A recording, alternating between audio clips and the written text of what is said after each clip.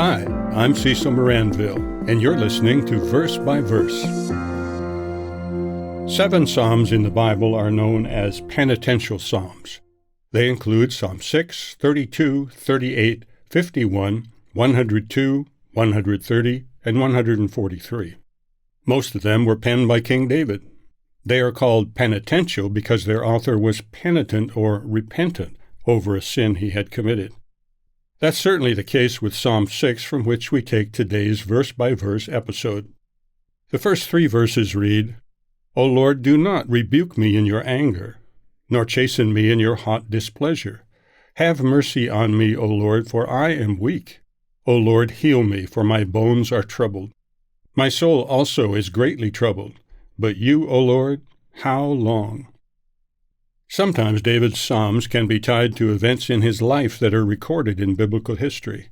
But we do not know what event specifically led up to this particular prayer. The implication is that he had indeed sinned in some way, that God was dealing with David because of that sin. What we do know is that David was in a bad way. The Hebrew word translated weak is the word you would use to describe the withering of leaves or crops that are dried out. Whatever was happening to David had left him feeling shriveled and frail, drained of strength, ready to crumble. Circumstances like these can be truly devastating. The expressions, my bones are troubled and my soul is deeply troubled, paint a similar picture. These words can indicate profound physical or mental pain and anguish. A comparable expression in modern English might be, this has left me shaken to the core. Some commentators suggest that David was experiencing depression. Others suggest that it was chronic physical pain. Certainly the language allows for either, or both. The last part of verse 3 appears to be incomplete. O Lord, how long? The question is left dangling as if David couldn't manage to put his anguished thought into words. David was deeply affected physically, perhaps psychologically, and certainly spiritually. Rebuke and chasten are words one would use to describe a parent disciplining his or her child. Does God ever rebuke or chasten people, even believers? Yes. The writer of Hebrews counsels us, My son, do not despise the chastening of the Lord, nor detest his correction. For whom the Lord loves he corrects, just as a father the son in whom he delights. This is found in Proverbs chapter 3, verses 11 and 12. The author of Hebrews then applies these proverbs to every Christian's relationship with God. If you endure chastening, God deals with you as with sons. For what son is there whom a father does not chasten? Good parenting skills include appropriate discipline. Continuing in Hebrews, For our human parents indeed for a few days chastened us as seemed best to them, but he, God, for our profit, that we may be partakers of his holiness. Now no chastening seems to be joyful for the present, but painful. Nevertheless, afterward it yields the peaceable fruit of righteousness to those who have been trained by it. You'll find this in Hebrews 12, verses 7 through 11. Notice that God's discipline is purposeful. It is spiritual training.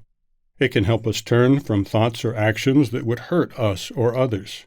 God's discipline helps us learn life lessons that we would not learn as effectively any other way. But his discipline is never unreasonable, never destructive, never more than we can handle. It is always for our good.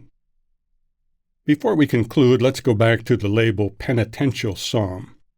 Anyone who is truly penitent or repentant will certainly sincerely regret doing wrong, but several Christian denominations teach something incorrect about this. They claim that the penitent or repentant person chooses to do penance, self-imposed acts to atone for or show his regret for his sin. Some churches tell the sinner specifically what penance to do for whatever sin he or she committed. Their doctrine and their practice misrepresent and cloud the biblical doctrine of repentance. A repentant person shows regret by turning from his or her sin, not by doing a good deed or by repeating a memorized prayer. The danger here is the implication that a person can somehow pay at least part of the cost of sin by what he or she does afterwards.